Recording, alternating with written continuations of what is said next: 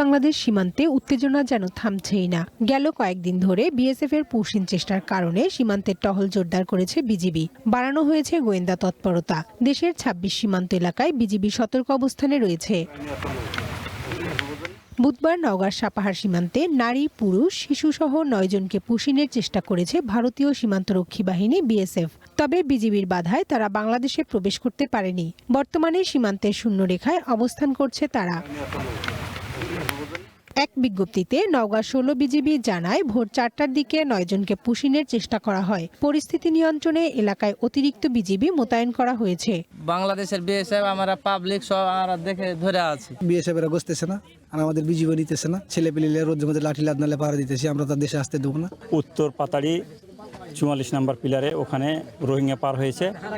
আমাদের বিজিবি ছিল, ওখানে ওরাকে আটক করে রাখছে। অন্যদিকে দিনাজপুরের বনতারা সীমান্তে অবৈধভাবে বাংলাদেশে প্রবেশের সময় ৪ জনকে আটক করেছে এলাকাবাসী। পাথর দিয়ে চলে এসেছে, দুয়াগড়া পাথর দিয়ে আমরা আটক করি। ওরা বলছে ওরা ইন্ডিয়া থেকে ওদেরকে পার করে দিছে, কোন গেট দিয়ে দিছে ওটা সঠিক বলতে পারে না। আটককৃতদের পুশিন করা হয়েছে বলে ধারণা করা হচ্ছে। তাদের বিজিবির হাতে তুলে দিয়েছে এলাকাবাসী।